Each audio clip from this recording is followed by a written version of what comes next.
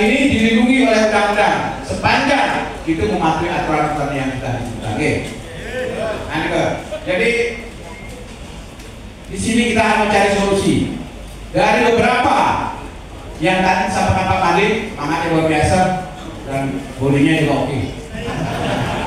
Cocok jadi ketua geng. Oke.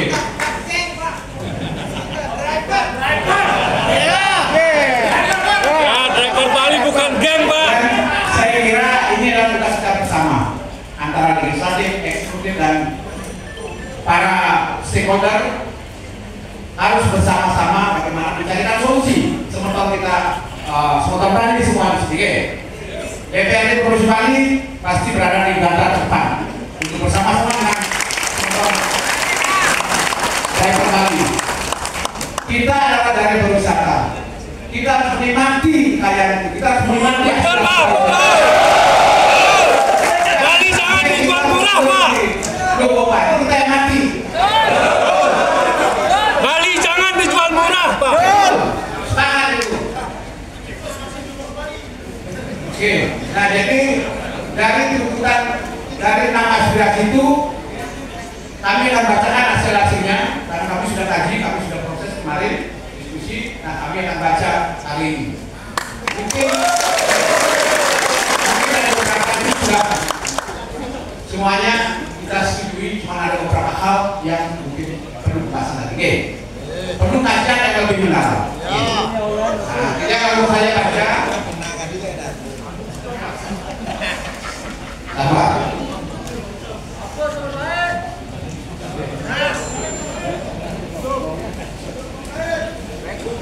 Tuntutan aksi damai Forum Perjuangan Driver Pariwisata Bali Senin 6 Januari 2025. Yang pertama, melakukan pembatasan kuota mobil taksi online Bali. Duduk.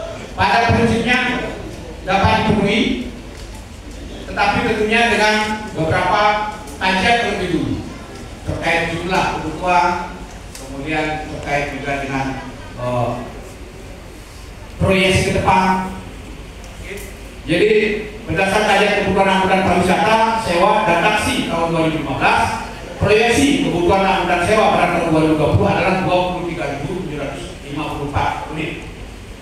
Baik untuk angkutan sewa khusus online maupun angkutan sewa umum, angkutan konvensional yang terdaftar di Jakarta. Berdasarkan catatan Dinas Perhubungan Provinsi Bali, jumlah angkutan sewa khusus beraplikasi saat ini adalah 10.854.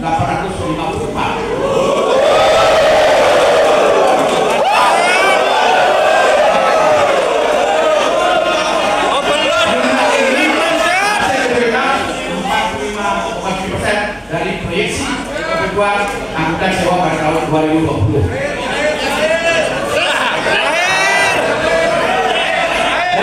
Ini tidak diketahui dengan pasti jumlah angkutan sewa khusus yang beroperasi di lapangan karena dashboard operasi tidak disampaikan pada Dinas Perhubungan Bali. Perlu dilakukan review yang melibatkan studi lapangan secara komprehensif berkaitan dengan permintaan dan penyediaan yang ada dengan memanfaatkan informasi kualitas layanan dan kinerja, waktu tunggu, pelayanan pengemudi, pelayanan umpan balik, emergency dan lost and found. Oke, itu jawaban kami yang terkait pertanyaan dari pembahasan kuota mobil taksi online. Pada prinsipnya kita setujui. Oke. Kemudian yang kedua, menertibkan dan menata ulang keberadaan vendor-vendor angkutan sewa khusus di Bali, termasuk juga rental mobil dan motor. Ini juga pada prinsipnya kita setuju. Dalam hal ini, DPRD Provinsi Bali akan mendorong dan memastikan pelaksanaan pembinaan dan pengawasan oleh Dinas Perhubungan sesuai dengan ketentuan yang ada pada Peraturan Menteri Perhubungan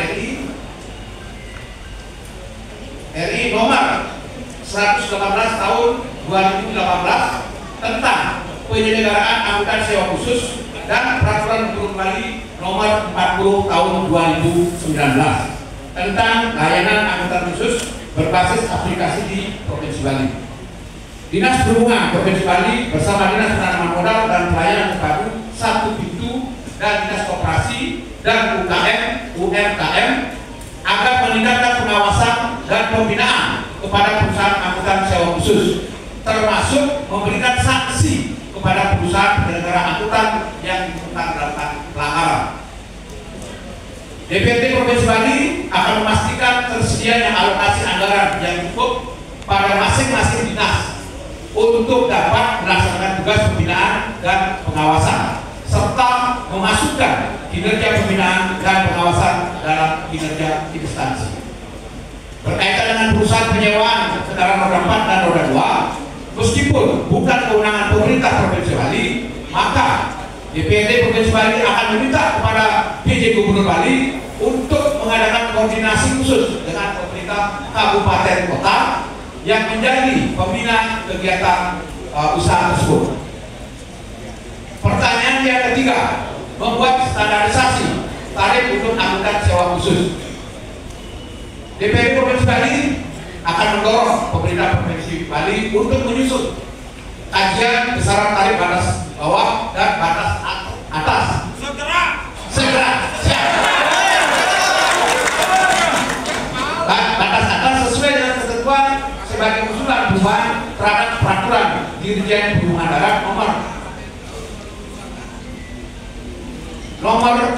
SK 3241.801/DJPD/2017 tentang tarif batas atas dan tarif batas bawah angkutan sewa khusus. Berkaitan dengan pelanggaran terhadap tarif batas atas dan batas bawah, apabila ditemukan di lapangan, pengemudi diharapkan memberikan umpan balik kepada aplikator dan perusahaan penyelenggara angkutan sewa khusus dengan menembuskan kepada hotline pengaduan angkutan di Dinas Perhubungan Provinsi Bali. DPRD Bali akan meminta kepada pemerintah Provinsi Bali agar menugaskan Dinas Perhubungan Provinsi Bali bersama Dinas Kominfo menyiapkan saluran pengaduan yang mudah diakses dan dipastikan diterima oleh aplikator maupun perusahaan penyelenggara angkutan sewa khusus. Pertanyaan yang keempat, ini pertanyaan yang sangat krusial. Melakukan pembatasan rekrutmen driver hanya KTP Bali.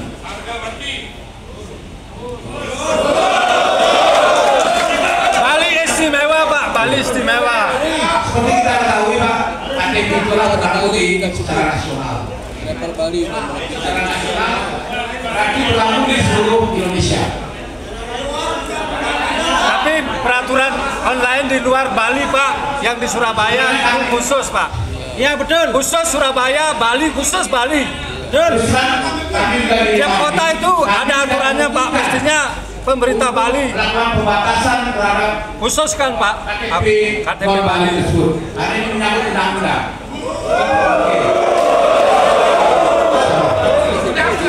Undang-undang bisa dirubah Pak.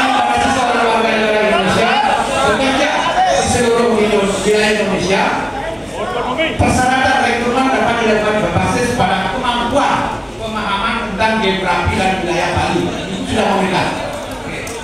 Karena awal yang ingin Bali ini dia batas-batas di wilayah itu sudah dikunci juga ya. Dapat berbasis pada kemampuan pemahaman tentang geografi dan wilayah, budaya, bahasa dan tata krama. Bahasa juga harus dikuasai kalau mau. Ya itu harus. Ya, wilayah tentunya. Perusahaan penyelenggara angkutan sewa khusus dapat menerapkan persyaratan berkaitan dengan kemampuan dan pemahaman tersebut di atas untuk menjadi seorang pengemudi kendaraan angkutan. Itu juga sudah dikunci. Jadi tidak sembarangan orang yang harus memahami.